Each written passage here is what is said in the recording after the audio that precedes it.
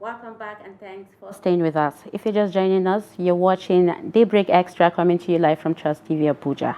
So now we'll be talking about skincare, doing the right routine for your skin type. With the vast array of products and treatments available, navigating the world of skincare can be really overwhelming. However, understanding your skin type and adopting a personalized routine can make all the difference in achieving healthy and radiant skin. Whether you have dry, oily combination, sensitive, or acne-prone skin, our expert is here and will break down the best practices and products tailored to your unique skin needs. So joining us today is our expert skincare therapist, Fatima Ma'aji Musa, who will guide us through the essential steps to help us unlock our skin's full potential. You're welcome to this program, Fatima. Thank you very much. Hope you're good. Yes, I'm fine. We are glad to have you join us. And you can see she's glowing actually. I wanted to say That's she's what you wanted to say, representing right? her profession. You're just I should. glowing. Thank you. Okay, now, walk us through this. How does one recognize or understand his skin type? Okay, I think it's very easy, although it's difficult for some people. Knowledge, I know, knowing what to do. So, just few basic steps you can take. Wash your face. First thing in the morning when you wake up, I think you can wash your face. Use a gentle cleanser and let it sit for an hour. Don't touch your face while you're doing this. Don't over-exfoliate. Just let it be. Let it dry and sit. After an hour, say if you have oil on your T-zones only, on this, just this part, this is what we call the T-zone. Okay. If the oil is just on this part of your face, you have combination skin. If your oil is dry, probably excessively dry, or just feels itchy or something, it means you have dry skin, dry flaky skin. If you don't feel anything at all, if your skin is just normal, it means you have normal skin. If it's itchy at all, or if you feel maybe redness on your skin, it means you have sensitive skin. So it's just that easy. Oh, wow. So there's this thing we call acne, hormonal acne, pimples, or how do you call it? Hormonal acne. Yes, hormonal acne, right? Yes. So what kind of skin, does it have a type of skin that it settles in, or No, it's something else? Hormone is a general issue, so it doesn't attack a particular skin type. It's just, if you have hormonal issues, it just reflects. How do you clear that? How do you take care of that? It's not something that can be cleared just from the outside. Like you said, it's a hormonal issue. Since it's the hormones, you have to first find out what the problem is from inside. What kind of hormonal issue do you have? From there, you can take it up. Depends on your diets, how you take care of your essential needs at home, your toiletries, your bed sheets, pillowcase, the kind of water you drink, the kind of food you eat. Are you taking too much sugar? What kind of medications are you using? All of these matter. Okay. Yes. So, talking about dry or oily skin and what have you, with the hormonal acne that you guys have been talking about, how can one use products that, may not seem to be too many to apply on your face? Like, if it can affect, the face, how do you determine that, you're using too many products on your face? So, I don't think it's a very difficult thing to do. The first thing is you're not even supposed to self-administer skincare products. Yes, because a lot of I see lately a lot of people coming to the spa and they want consultations, and they tell you they found this skincare product on TikTok.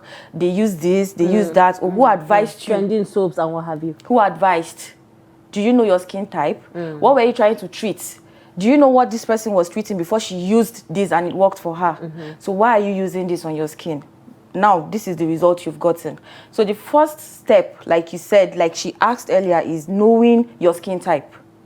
And if there's a particular issue you're trying to address, you have to know that issue first, then you know what to use. Naturally, too much of everything is bad. It's even worse for skincare products. If you overdo, you would oversee. Yeah. So what are the home remedies that people can actually use to, correct their skin tones? If they have dry skin, what are the methods? What are the things that they need to use? Oily skin, what are the things, aside from washing your face, like you said? And, saying washing your face, is it with cold water or warm water? Because I've seen people wash their face with cold water in the morning. So, washing the face with cold water in the morning actually depuffs the face. It also helps with blood circulation. It helps also with anti-aging process. It slows down the aging process, yes, because it helps your face to circulate blood. When you wake up in the morning, naturally it's advised that you bath with cold water. When you want to sleep, yes. No. Fatima, why are you widening your eyes? No, I know. It's advised that you have your bath with... It sounds like it would be nice to say I know fit. I know fit. Yes, I mean, we always do that, but it's actually more advisable for you to have your bath with cold water. It awakens your system. Yes, it alerts your system to be awake. It's morning. You're supposed to be active. Okay, that's why I see people putting their face in ice cold water. Yes, of course, yes. It's a trend now. People put their face on the ice. Yes. Why will I do that? Is there you're going to see the magic in it. Any alternative way to do that without putting your face in ice water? You can have the eyes in a towel, a very clean towel. But then, how many towels are you going to use? If you're trying to economize, so to say, how many towels are you going to use in a week?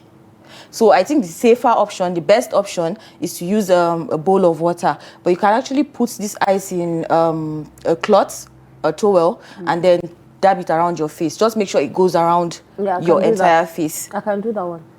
You can do the other one too. No, I don't want to. So tell us the remedies, like I asked. So for people with correct their skin tones and what have you. Correct. Naturally, there are certain factors that might lead to some of those conditions. But some of the natural remedies, say for hyperpigmentation, which is a very common problem that we have in Nigeria. Every woman has that. Yes, hyperpigmentation. Something that is just within our reach: turmeric. Turmeric, honey, milk. Brown sugar. Milk. Brown sugar is harsh. So you have to be careful on how you use it. Brown sugar is supposed to be used to exfoliate, but then it's a bit harsh. So it's not supposed to be an everyday thing on the face. Remember, the face is more sensitive than every other part of the body. Yeah. So whatever you do, you want to be careful not to irritate the skin on your face. Yes. So turmeric, a very simple paste that would help with hyperpigmentation, so to say, is turmeric, honey, milk, a little bit of coffee. That works. Just let it sit on your face, say for 10 minutes. Then put hot water in a bowl, steam your face with it, and wipe it off. That's just like dilka. Yes. Right? Yes. That's the mixture. So, but mixture. No, dilka mixture is different. Yes, dilka mixture has potatoes. So how potatoes? Potatoes. I'm just hearing that. Is it the Nigerian or the Irish? The Irish potato? Yes, please.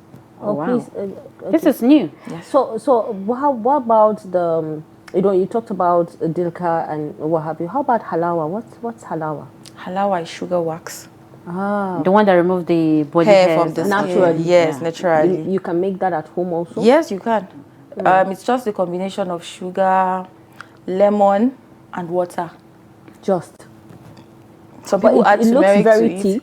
Yes, So it depends on the make it cooking process. You add your sugar to a pot, your cooking pot. You add water, just not too much, not too small, not too much, just enough to go around the paste. It should not be watery at all. Add, it depends on the quantity of sugar you're using. Just add a little bit of lemon to go around, and then you let it cook. Once it boils to a certain degree, you just take a little out with a spatula, put in water, just get water in another bowl, put it in there, taste for the consistency. Once you bring it out, you're going to see if it's cooked or not. All of you are then just watching me smile. As she's saying, I was just thinking of handling Gideon. This is so funny. I'm sorry. I Fatima, please. I couldn't help but the way she was saying it. That was like, the slimy nature and everything. The lemon part also. So yeah, that was that's just it. Once you test for the consistency. That's why you were smiling. I was like, why is she smiling? It was crazy in my head, So but then you can cook 10 times and get 10 bad ones if you're not careful. So the cooking process is very trickish. You have to be really careful. So if you do the halawa, because it's all part of the skincare routines that you Yes. people do, because when you go to the spa, they give you the menu for you to see Yes. what and what is on you would want to go for, you know, just like you go to restaurant. So I see the halawa, I see other things. I can't even remember their names. If you just go, you just choose what you want.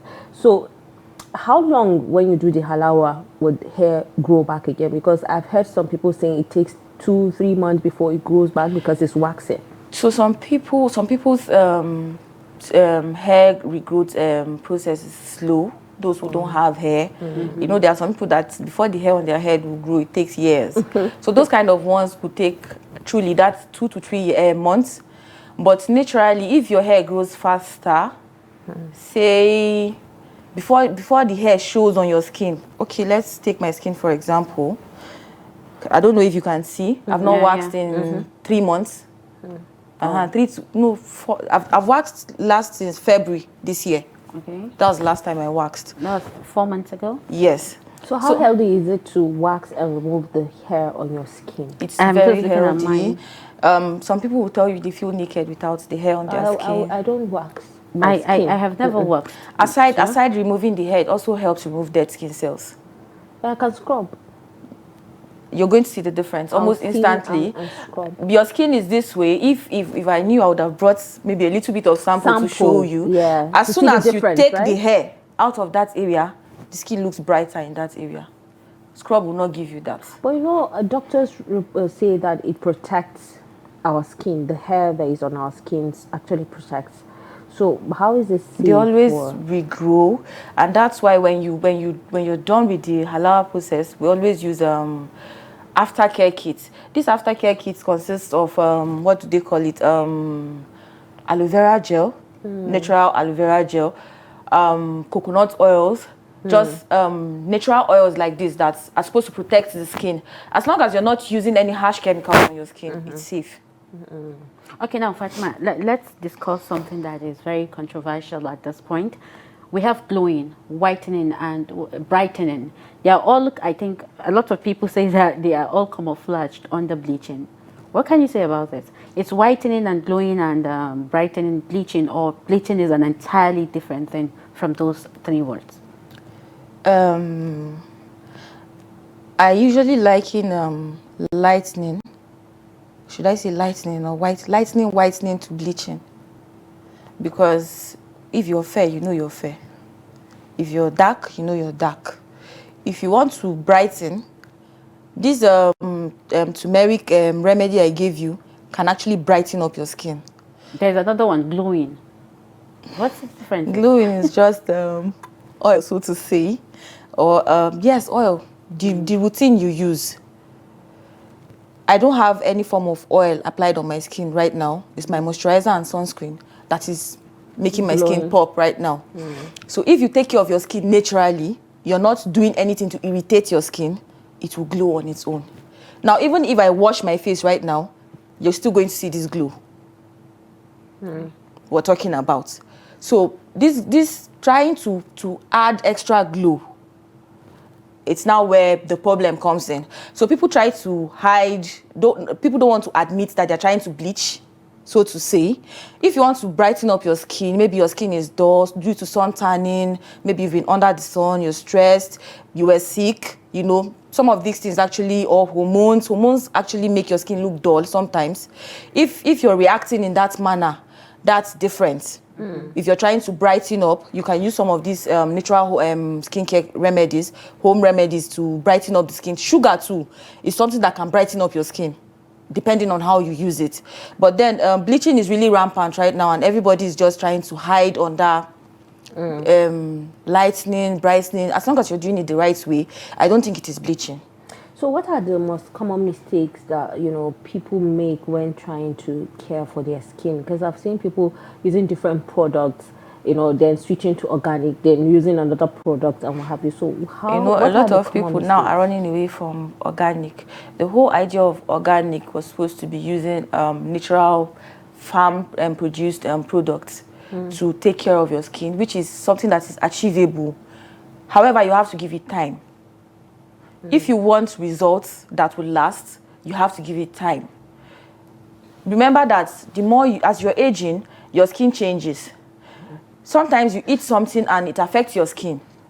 So you have to naturally, if you want good results, you have to give it time. If you're not giving it that time and you want to just layer this product, layer that product, and you want to glow in 1 week, now that's where the problem comes from. You have to seek advice, professional advice. Know what you're doing. Know what works for you. What works for me might not work for you. It might not work for her as well. Types, exactly. We have different diets. We have different health problems. You know, some people even have health problems that are underlying that they do not know. Say a lady came in a few weeks ago. She had PCOS, but she took it really lightly. Yes, she took it really lightly. She looks so fine, you know, very pretty girl. And she casually said she has not seen her period for 4 months. Yeah, it happens. Casually, she just said PCOS, it, and you could see beards. Yeah. She had a lot of beards. I think it took us about 2 to 3 days to be able to get that off her face entirely. We had to remove manually, like one after the other, all of these beards. Oh, so you do the picking? Yes, we had to pick one after the other. So how will it grow? It will grow back, right? It will grow back, but it will take a little. It will take a little bit of time since we removed from the roots. From the roots, yeah. Yes. So, but some of these things, if you control what you eat, PCOS, if you control what you eat, control what you drink, know your medications, know your triggers. What is it that has triggered this PCOS in you? Because it's very obvious. What is the cause of this problem? What are you doing to handle it? If you're not doing anything, then so with all these economic hardships that we are facing, how is the market like for you now compared to, let's say, 2 years ago or 3 years ago, and you know, with the current situation of Nigeria? So you say you still have customers like you used to, because I know that definitely the prices would differ. It won't be like it was before. So how is the market like? So definitely the market is actually affecting everyone. The economy is affecting everyone. I feel like there isn't a lot of money in circulation right now. When we go to restock, usually it's scary. You have to prepare your mind. Yeah. If you bought something for 5K yesterday, you could go to the market this morning. Maybe you bought it in the evening, you could go back this morning and it's 7K or 8K. Yeah. And I mean, you have to work, so you have to do it. So this is where you have to diversify, because these customers, they still want to come. They still want to do, some of them are not able to come in, but they call in for consultations and the rest. So what we do is, for a very small amount, we could offer consultations online. We could advise you on what to use on your skin online.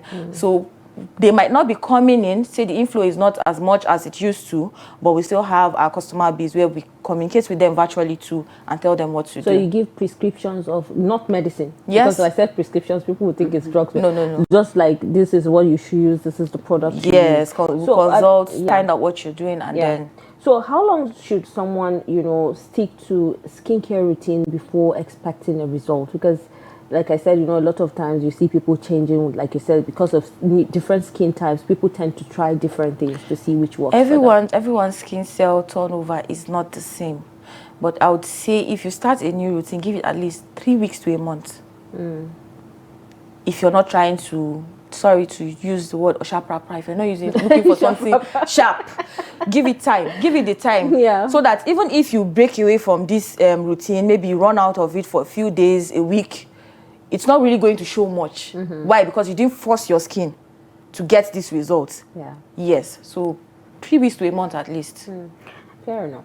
And so what advice will you give someone who is struggling to find the right product for their skin type? Like, I don't know my skin type. Okay. Or maybe I know my skin type, but I'm struggling, like Fatima said, to find. I haven't even found one. What advice will you give that kind of person? Seek professional advice. Is it a dermatologist? You can exactly. If you have a skin problem and you've probably used products advised by a skincare therapist that you feel like is not working, naturally the first thing that a skincare therapist should do is ask if you have any hormonal issues. I ask that a lot because hormonal imbalance is on the rise, and I feel like we're not talking about it enough. The first thing I'll ask you is, do you have any hormonal issues? If you do, I would first advise that you see a dermatologist. I work with a few I can recommend, and if I don't, if you have someone, I would advise you speak to that person. And if not, then we work towards, are you willing to go through the journey? It's not a 1 week, 2 weeks journey. Are you willing to go through this process to get the results you desire? If you are, then proceed from there. So quickly, before we let you go, what are some tips that, you know, could possibly work for busy people? You know, especially for those that are always out. For example, I go back home and I shower. Probably I cleanse and just moisturize my face, and then probably I just do that maybe 2, 3 times in a week. So how do I keep up with the routine if at all I have a busy schedule that I may not be able to continuously do the skincare routine that is required of me? Skincare, the routine doesn't have to be long. I have a slogan: less is actually more. The less you do, the more you get. As long as you don't irritate your skin, as long as the less you're doing is actually what you're sure works for you, you don't have to do too much. So one thing that I feel like every person should be able to do, if you're busy, if you're, well, let's not say sick, because you'll be trying to recover, you need to get a good soap that works for you, a good face wash or soap that works for you, mild, so to say. So it's not something that irritates your skin, because then you have to be going back and forth trying to find solutions. And then a good cleanser. Get a good mild cleanser, your moisturizer, and your sunscreen. Some people say they don't use sunscreen when they're not going out. Your sunscreen should be something you use every day, whether you're going out or not. And maybe because, you know, there are some sunscreens that are for morning and there are some for night. So is it possible to use? I don't know of a sunscreen that is supposed to be used at night. Well, I think there CeraVe or something like that has. Not sunscreen. That's not a sunscreen. That's what's it called? It has the SPF in it though. Yes. Right? So, but then it's not for daytime use. The sunscreen you're supposed to use for the daytime, whether you're going out or not, the UV rays from the lights at home. If you wake up in the morning, you must turn on your lights. Yeah. Whether you're going out or not, the lights are always coming. That can affect you too? Yes. Oh, wow. Oh, wow. So now, one last one before we go. Honestly, I'm just hearing about it. How do you stay up to date with the latest skincare trends and product development? Do you do research? Do you go for trainings? I do research. I go for trainings. That's why the social media is very good. You see something is coming up. Oh, is this good? Is this really something that will work well in Nigeria? Our environment, our weather. Is this something that works for the African skin type, so to say? Is this something that works? Is it okay? Let's go ahead. Let's research. Let's go and learn. Is this something that is good? What are the side effects? Is this something that you should? I mean, it's not just about the money. How about the long-term effects for your clients? Is this something that you provide a solution now, and then they have to come back running later? These are some things we have to look at. So yes, we have to keep up to date. We have to learn, but locally and internationally, to know what's up. So it's good that you are keeping up to date to make sure that your market keeps moving with the trend. So that is actually lovely to see that. Well, I would just like to say this before we wrap up with you. Book me an appointment with you, so I'll come and see you. I'm going to surprise Maryam because she's threatening me. Oh, wow. How did I threaten you? See, our audience is don't allow Fatima to come tomorrow and start saying, why are you threatening Fatima? You know, not just Fatima, but Keko also will call you. Well, thank you so much, Fatima Ma'aji Musa. I mean, you just remove the Ma'aji and put the Ahmed so we can, just treat, because it's just Ahmed. Well, my favorite night. I didn't want to say this, but I will say this because of you. I wouldn't want to say this because, of course, she's here. But my favorite name, female name, is Fatima, actually. It is me. I am her favorite person. That's us. Well, I know that. Well, thank you so much, Fatima. You're welcome. This is the much that we have for you on this segment. Let's go on a quick break. I will return. We'll take a look at what is happening on the world of social media. Stay with us.